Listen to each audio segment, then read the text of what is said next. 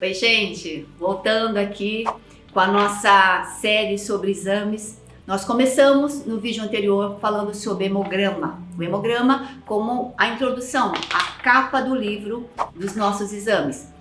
Nós vamos discorrer, gravar alguns vídeos referentes aos exames que normalmente eu solicito em torno de 27 a 31 exames, tá bom? O fato da gente estar aqui é para deixar um pouco mais didático, para você conseguir ir se melhorando em casa, tá bom? Mas isso não te tira do seu médico. Continuem com o médico de vocês e continuem entendendo que cada caso é um caso, onde o que conta não é só o exame, é preciso o paciente, a queixa dele, quando isso começou. Quer dizer, é uma história que se completa.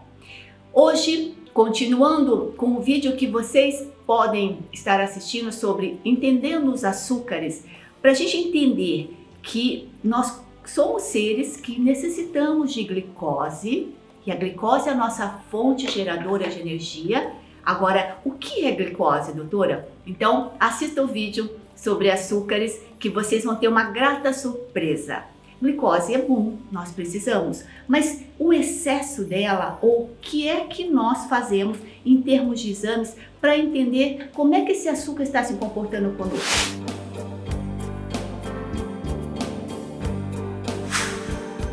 Falaremos hoje exatamente sobre essa tríade, a glicemia de jejum, quer dizer, nós sabemos que vamos fazer o exame. Se você for dosar o colesterol e as frações, é necessário no mínimo 10 horas de jejum, onde água é possível estar tomando, mas 10 horas de jejum no mínimo para dosar o colesterol. Para dosar uma glicemia, é necessário apenas 8 horas, tá bom? Em jejum, onde a água pode. Quando esse jejum acontece, é óbvio que vai estar acontecendo para os outros também. Então, glicemia de jejum, hemoglobina glicada e insulina, isso faz parte de um mesmo contexto, para entender como é que eu estou comendo e se eu estou errando na minha comida, seja durante o dia ou seja durante o meu jantar. Começando pela glicemia de jejum. A glicemia de jejum, gente, ela não é um parâmetro que você possa olhar ela sozinha, tá? Por quê?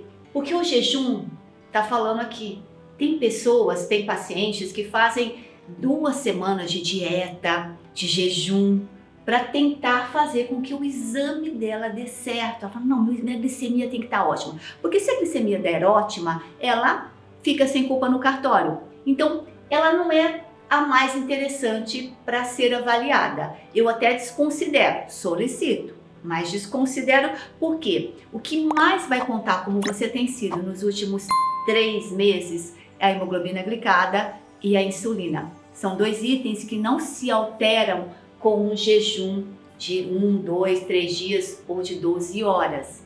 Tá, mas de qualquer forma, vamos entender como é que ela funciona. VR, valor de referência. O valor de referência da normalidade diz que é de 70 a 99. Uma conta fácil que eu expliquei para vocês no começo é assim: valor de referência é estatística, que é diferente do valor médico, né? De uma maneira simples, vamos pensar assim. Opa, caneta ruim. Vamos pensar. 70, tenho vários números aqui, 80, 90 e 99. Tá certo?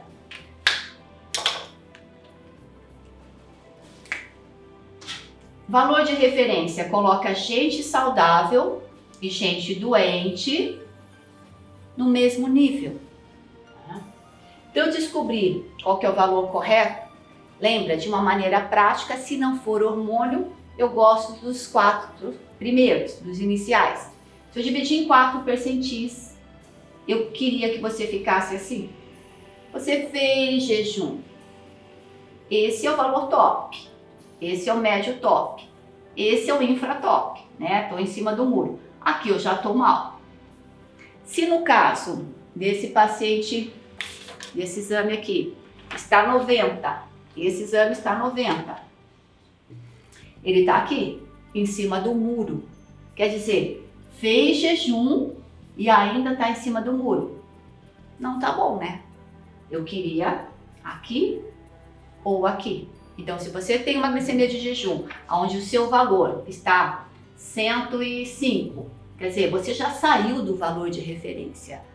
Então, por que será que a minha quantidade de açúcar no meu sangue está em excesso? E quando isso acontece, lembra? É como se eu colocasse um pires de açúcar na minha cozinha e fosse dormir. O que eu vou ver no dia seguinte? Um monte de rato, barata, formiga se alimentando daquele pires de açúcar. Isso são as infecções que a gente acaba tendo porque nós estamos com muito açúcar no sangue. Hemoglobina glicada. Essa é interessante. A hemoglobina glicada, ela, relembrando a vocês, pegar o hemograma. Lembra do hemograma? Onde nós tínhamos nosso vaso sanguíneo, e nós tínhamos a nossa hemácias ou os eritrócitos, e cada hemácia dessa carregava na sua superfície a hemoglobina. Então, essa hemoglobina, tá? É o símbolo que se liga ferro, que se liga oxigênio. Então, é a unidade transportadora de oxigênio no sangue, que vai lá e libera o oxigênio. Então, essa é a hemoglobina. Esse é o correto. Essa é a reação perfeita. Só que a hemoglobina aqui, ela está ligada a não à perfeição, ela está ligada a esse produto aqui, que se chama glicada. O que é produto de glicação? Produto de glicação, gente, é o seguinte. Nós temos produto de glicação. Lembre-se, essa é uma maneira, uma forma fácil de você entender o que isso significa. Se você quiser uma maneira cientificada, rebuscada, procure no Google científico, nos livros que você vai ter. Mas para a gente entender como é que isso funciona na prática, eu digo assim para os meus pacientes. Produto de glicação são os famosos produtos de padaria. Tudo que tiver dentro de uma padaria são os famosos produtos glicados. Por quê? Porque produto de glicação, ele é necessário que você tenha 3 itens presentes. Você deve ter uma proteína,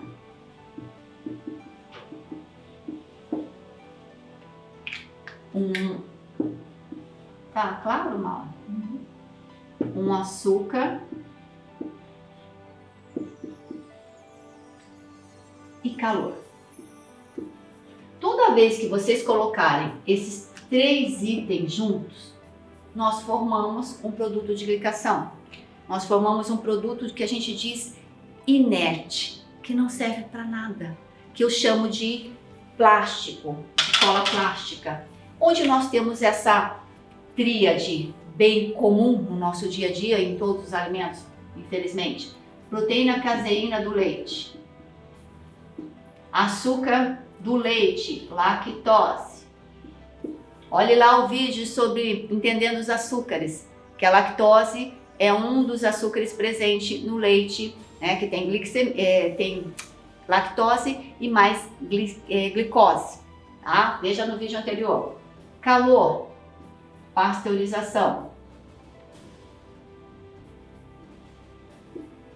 Então, quando eu coloco proteína caseína, açúcar lactose e todo o processo de pasteurização, de aquecimento de todos os leites, seja leite líquido, seja queijo, seja requeijão, seja o que for, isso você vai estar unindo as 3 coisas necessárias para formar um produto glicado. E é por isso que eu chamo de plástico.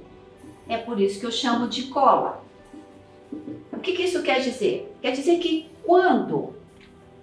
Olha que interessante. A gente tem um pequeno problema aqui de espaço, né? Quando? Mas vocês já printaram aí na tela anterior. Quando eu pego o meu sangue, meu vaso sanguíneo, e coloco hemoglobina, coloco ferro e coloco produto de glicação? A hemoglobina, ela é uma proteína que ela não consegue ficar sozinha, ela é carente, ela precisa se ligar a alguém para ela poder sobreviver. E na verdade, quando eu tenho ferro e produto de glicação, era para ela olhar para o ferro e se ligar a ele para virar essa verdadeira, né, estrutura. Mas na presença de produto de glicação, a hemoglobina, eu falo que essa aqui é uma bonitinha, né? É uma menina toda arrumadinha, que parece honesta, que parece boa, mas não é. Então o que acontece? A hemoglobina acaba sendo seduzida pelo produto de glicação e ela vai acabar resultando em quê? Dentro do sangue, ela vai acabar fazendo assim, hemoglobina ligada ao produto de glicação. Só que nesse caso, diferente desse caso, ela não se liga ao oxigênio. Então, essa hemoglobina vai ficar ligada à hemácia, essa é a estrutura da hemácia, o eritrócito. Ela vai ficar, que o tempo de vida dela é de 90 a 120 dias. Ela vai ficar de 3 a 4 meses circulando pela sua corrente sanguínea sem transportar o oxigênio. É por isso que a hemoglobina glicada, ela é um marcador para nós entendermos como é que esse paciente, esse sangue dessa pessoa tem se comportado nos últimos 3 a 4 meses. Porque demora de 3 a 4 meses para a medula óssea fazer novamente esse sangue. E durante esse tempo, no caso do nosso exame aqui, o produto de glicação, vamos ser real, né? Por isso que eu estou olhando cada um. A hemoglobina glicada dele está ótima, está 5,2. Então, 5,2 está ok, porque o valor de referência é 4, 5, 6. O ideal é que nós fiquemos abaixo de 5,5. Isso é top. Isso é o aceitável. E daqui para cima não é o legal. No caso desse exame, 5,2% da hemoglobina está ligado ao produto de glicação. 5,2% não serve para nada. E é por isso que esse é um marcador que diz assim, 5,2% dessa hemácia não transporta o oxigênio e é por isso que ele marca o paciente diabético, porque ele vai perder a ponta do dedo, ele vai perder a retina, ele vai perder o rim, ele vai amputar os dedinhos do pé, porque essa hemoglobina não consegue caminhar e transportar o oxigênio. Então isso é uma ligação que perdura enquanto perdurar a vida da hemácia. Por isso que quando nós dissemos assim, o paciente é diabético e come o quê? Torradinha com queijinho branco. Gente, pelo amor de Deus, queijinho branco é um produto de glicação. É feito para você piorar a sua diabetes. O que é insulina? Insulina é um hormônio, tá? É um hormônio que faz o quê? De uma maneira simples. Toda vez que nós comemos uma substância que vira açúcar no sangue, esse açúcar vai chegar na nossa corrente sanguínea, no nosso sangue, como se fossem torrões de açúcar. Vamos imaginar que você comeu 10 torrões de açúcar.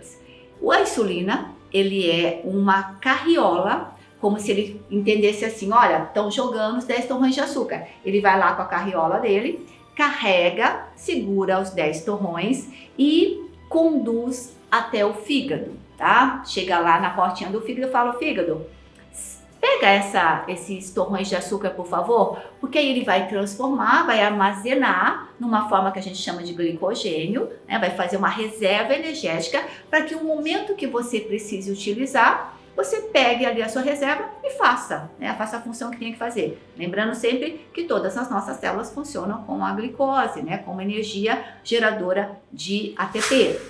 Nosso terceiro item, que sempre serve para avaliar como é que é o estado geral do açúcar, da alimentação desse paciente, é assim, ó. Terceiro, insulina. Lembra a glicemia de jejum, hemoglobina glicada, insulina. A insulina, olha o valor de referência dele, gente, é muita diferença, de 1,2 a 23. Então seria, vamos contar 2 aqui, 2, 3, 4, 5, 6, 7, 8, 9, 23. Lembra do valor de referência? É muita diferença gente saudável de gente doente. Números longos, vamos trabalhar em percentis. O ideal desse paciente, máximo aqui, é um percentil de insulina menor que 8. Isso é o ideal, tá? Eu queria que ele se mantivesse daqui para baixo. Daqui para cima, eu já estou num sistema não bom. No caso do nossa avaliação aqui do exame, esse exame se encontra com uma insulina basal de 17. Pelos que vocês entenderam, isso não está bom. O que isso significa? Significa que ele está praticamente desenvolvendo a famosa resistência insulínica. Lembra, a glicemia de jejum dele é 90. A hemoglobina glicada é 5,2 e a insulina 17. Essa glicemia de 90 consegue ser justificada por essa insulina de 17. Por quê? Porque ela que está mantendo esse paciente diabético. Ele está diabético. Ele não está diabético só pela glicemia, ele está diabético principalmente pela insulina. Então, esse paciente com certeza tem uma dificuldade de emagrecer.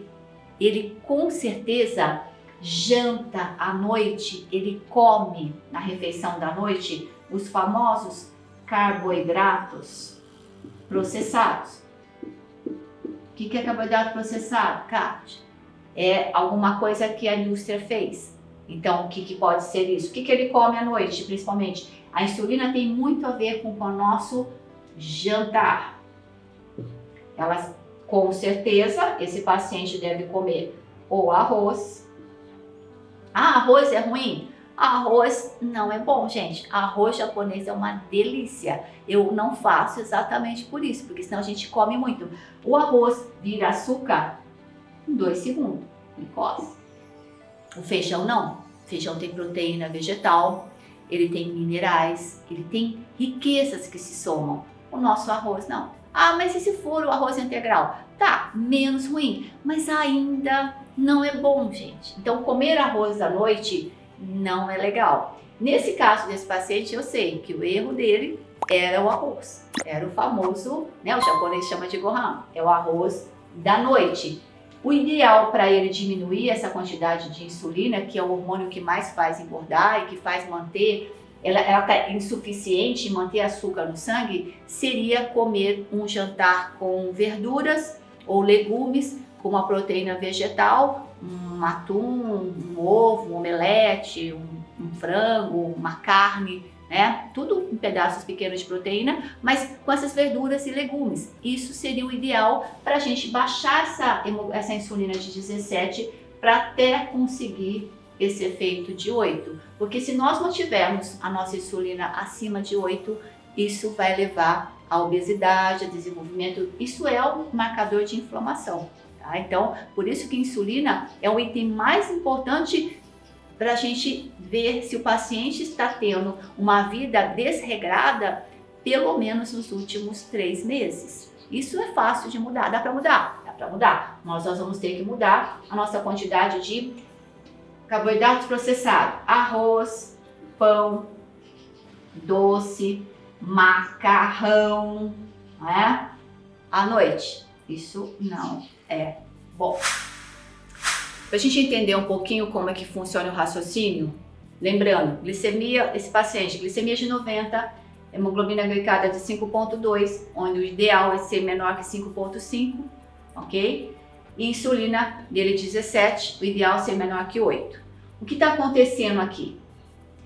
Esse paciente ele está realmente diabético porque a insulina dele está cansando, está tendo a famosa resistência insulínica.